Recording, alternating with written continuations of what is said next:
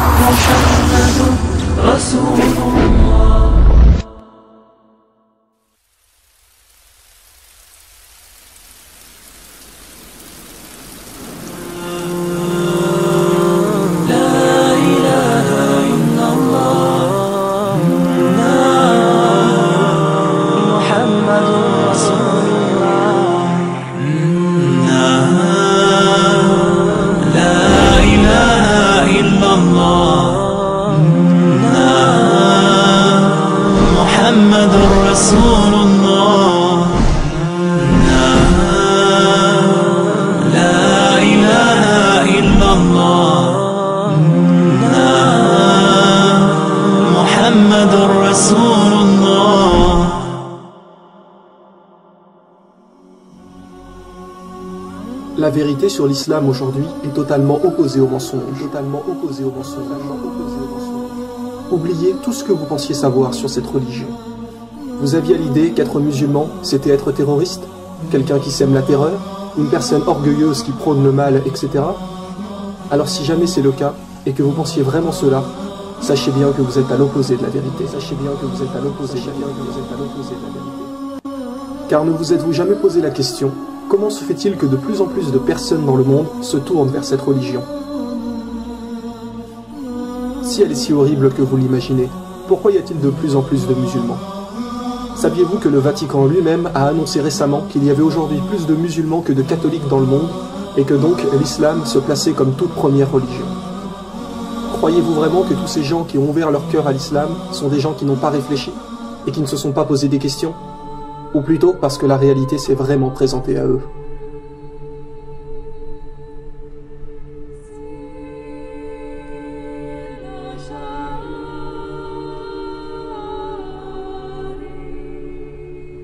Il est aujourd'hui plus que temps de cesser les mensonges. Pourquoi n'y croyez-vous pas? Parce que vous êtes persuadé que les musulmans sont des terroristes? Mais qui vous a dit ça? Où avez-vous entendu cela? Voilà en réalité le vrai problème. C'est qu'aujourd'hui, les gens confondent arabe et musulman. Savez-vous ce que veut dire le mot musulman? La définition même du mot est « faire ce que Dieu nous demande ». Or, Dieu nous a strictement interdit de tuer. Il nous est dit dans le Coran que quiconque tue une âme injustement, ce sera comme s'il avait tué l'humanité tout entière. Donc, quand vous entendez quelqu'un dire « un terroriste musulman a tué quelqu'un », déjà là, c'est impossible, puisque le mot musulman veut dire « obéir à Dieu ». Et Dieu nous interdit de tuer qui que ce soit. Donc si un arabe tue quelqu'un, cela veut-il forcément dire qu'il est musulman? Par exemple, un français n'est pas forcément un chrétien. Un chinois n'est pas forcément un bouddhiste. Ne confondez pas arabe et musulman. Tous les arabes qui sèment le mal sur terre seront punis comme les autres. N'oubliez pas la parole du prophète. Un arabe n'est pas supérieur à un non-arabe, et un non-arabe n'est pas supérieur à un arabe. N'importe qui peut être musulman. Et ces personnes-là ne font pas le mal. Un musulman est quelqu'un qui a l'obligation d'aider son prochain, de nourrir le pauvre, de ne jamais faire de mal, de ne pas se mettre en colère, de pardonner toujours les autres, de remercier Dieu de ce qu'il nous donne. Ouvrez vous-même le Coran. Où voyez-vous qu'il nous est demandé de tuer? Où voyez-vous qu'il nous est dit de faire du mal? Beaucoup de gens pensent aussi que les femmes sont soumises à leur mari, alors que ceci est absolument faux. Avant que le prophète Mohammed arrive, les hommes se payaient des femmes, les utilisaient, ils les croyaient inférieures, et lorsque le prophète est arrivé, il a aboli tout ça, en expliquant bien clairement que la femme est l'égale de l'homme, ni inférieure, ni supérieure. Où voyez-vous dans le Coran que celle-ci doit être soumise? En vérité, le prophète Mohammed a dit « Parmi les meilleurs d'entre vous, ce seront ceux qui prendront soin de leurs femmes. » Alors vous me direz peut-être « Oui, mais on voit des gens qui ne font pas ça, qui ne respectent personne. » Eh bien oui, cela est vrai. Mais ça, ce n'est pas l'islam. Ce sont ce que les gens en font. Ils ne suivent pas toujours bien les lois peut-être, mais ne vous dites pas que c'est ce que Dieu a demandé. Aujourd'hui, les ignorants jugent une religion en se basant exprès sur les arabes qui font n'importe quoi pour vous faire penser que c'est cela l'islam. Vous ne vous rendez pas compte que vous vous faites manipuler. Êtes-vous déjà allé dans une mosquée, voir vraiment qui sont les vrais musulmans? Allez faire le test. vous serez vite surpris de voir que toutes vos suspicions sont totalement fausses.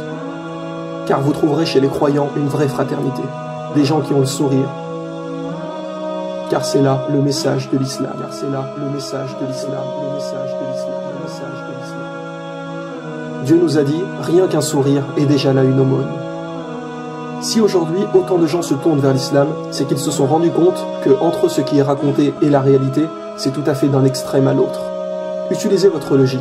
Vous savez pertinemment que Dieu nous demande forcément de ne faire que le bien. Beaucoup de gens aujourd'hui ne respectent plus personne, que ce soit leurs amis ou même leurs parents. Alors qu'il nous est dit, chapitre 17, verset 23, « Garde-toi de marquer la moindre répulsion à l'égard de tes parents ou de leur manquer de respect. Parle-leur toujours affectueusement. » Alors quoi? C'est ça l'islam? Être poli, respecter tout le monde, être généreux? Alors dites-moi, mais où est le mal? Qu'est-ce qu'il vous gêne en fin de compte? Ce sont toutes ces personnes arabes qui sèment le bazar et qui se disent être musulmans? Mais cela est absolument faux. On ne peut pas vraiment les qualifier de musulmans. Le prophète Mohammed a dit, vous ne serez pas vraiment musulman du moment que vous n'espérez pas pour votre frère ou votre sœur ce que vous espérez pour vous-même. Et là on ne parle pas des frères ou sœurs de sang, mais de tout le monde. Vous ne serez pas vraiment musulman du moment que vous n'espérez pas pour autrui ce que vous espérez pour vous-même. Vous pensez qu'être musulman va tout changer, que votre vie ne sera plus la même? Mais en réalité, qu'est-ce que cela va-t-il changer? Vous croyez que vous n'allez plus avoir de liberté? Bien au contraire. Vous pouvez toujours vous marier, partir en voyage, acheter une maison, avoir des enfants, vous amuser avec vos amis. Mais en plus de cela, vous allez vous efforcer d'être le meilleur pour les autres, d'inciter les gens à faire le bien, parce qu'à chaque instant, peu importe où vous êtes, vous savez que Dieu vous regarde. Il sait ce que vous cachez ainsi que ce que vous divulguez. Ne voyez pas des contraintes ou des obstacles, car cela est totalement faux, à moins que selon vous, être quelqu'un de bien est une contrainte. Dans le Coran, Dieu nous a dit « nulle contrainte en religion ». Vous savez qu'en réalité, vous passez votre temps à acheter des objets de luxure qui bien souvent ne servent à rien, alors que vous pourriez nourrir des gens qui souffrent vraiment. Vous passiez vos soirées en boîte de nuit, sous alcool, ou parfois l'un de vous finit bourré et vomit partout, ou une fois cela se termine par un accident sur la route au retour, ou une fois vous couchez avec cette fille, et le lendemain vous ne vous souvenez même plus ce qui s'est passé, et parfois même vous recevez plus tard un coup de fil pour vous dire que cette fille est tombée enceinte. Ne vous rendez-vous pas compte qu'il y a là un problème, que la société d'aujourd'hui vous pousse à consommer? Quel chemin allez-vous choisir? Le chemin du mensonge, qui est « j'ai qu'une vie, je profite, je bois, je fume, je me drogue, je passe 5 heures par jour sur internet à perdre mon temps » ou le chemin de Dieu, c'est-à-dire chercher à aider et à faire le bien?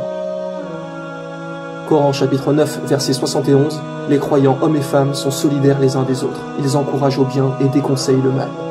Les musulmans se soucient sans arrêt d'aider les nécessiteux, et nous savons qu'il y a là une grande récompense.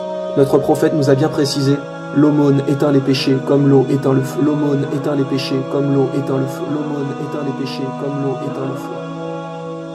Depuis que le premier homme a posé le pied sur la terre, l'islam était là également. Et tous les prophètes ont prôné la même religion. Ne vous êtes-vous jamais posé la question, pourquoi les noms de religion prennent souvent le nom de quelqu'un? Par exemple, Jésus-Christ, le christianisme, judaïsme pour Judas, bouddhisme pour Bouddha, etc. Mais pas l'islam.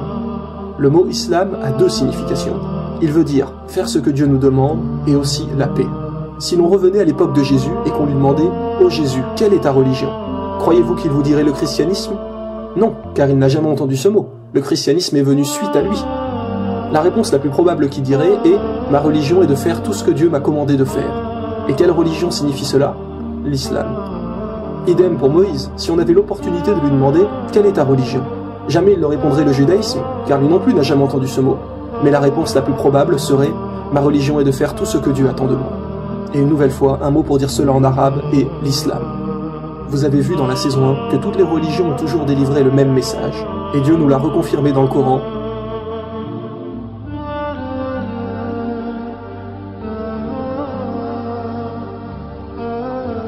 Mais malheureusement, il y a eu des innovations dans beaucoup de choses. Et c'est pour cela que tous les prophètes ont annoncé la venue du dernier messager, qui rétablira bien sur la terre la vérité sur la religion de Dieu. Comme par exemple, lorsque Jésus a prédit l'arrivée du prophète Mohammed, dans l'évangile selon saint Jean, chapitre 16, verset 13, en disant « Il vous conduira dans toute la vérité, car il ne parlera pas de lui-même, mais il dira tout ce qu'il aura entendu. » Et dans le Coran, que nous est-il dit? Mohammed ne s'est pas égaré et n'a pas été induit en erreur, et il ne prononce rien sous l'effet de la passion. Ce n'est rien d'autre qu'une révélation inspirée. Êtes-vous déjà allé à la messe un dimanche? Ne vous êtes-vous jamais posé la question pourquoi les églises sont pratiquement vides aujourd'hui?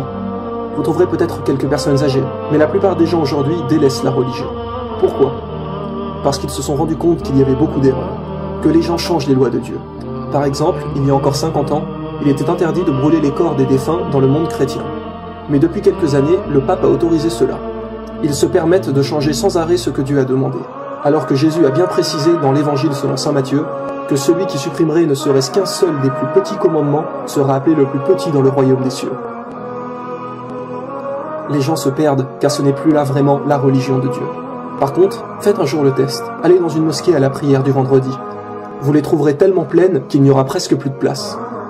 Parfois, les gens prient même dehors, tellement les mosquées regorgent de monde. Les autres religions n'ont presque plus de pratiquants. Et d'ailleurs, Dieu nous a dit, certes, l'erreur est destinée à disparaître. Il y a trop d'incohérences. Par exemple, les chrétiens croient en l'Ancien Testament, et donc en Moïse. Mais dans la Torah, il est bien dit comme dans le Coran qu'il n'y a qu'un Dieu unique. Alors que pour les chrétiens, Dieu est trois, le Père, le Fils et le Saint-Esprit, la fameuse Trinité. Mais alors, Moïse n'a jamais parlé de ça. Donc quoi, Moïse se serait-il trompé? Bien sûr que non. Et Jésus n'a jamais parlé de ça non plus. D'ailleurs, le mot Trinité n'apparaît nulle part dans la Bible, ce ne sont que des erreurs. Nous ne disons pas que la Bible, la Torah ou toutes les autres religions sont fausses. Nous disons simplement qu'à présent, elles ne sont plus fiables dues à toutes les modifications qu'elles ont reçues des humains. Et que pour être sûr de suivre la vérité, eh bien suivez ce que vos prophètes vous ont dit. Suivez le dernier messager qui vous guidera dans toute la vérité. Car aujourd'hui, seul le Coran reste indemne depuis le jour de sa révélation. Qu'est-ce que l'islam? La religion de Dieu, la vraie religion, la religion de paix. Ne restez pas dans le mensonge. Renseignez-vous par vous-même si vous avez des doutes. Demandez à Dieu de vous guider, et les doutes vont être levés. Et les doutes vont être levés. Et les doutes vont être levés.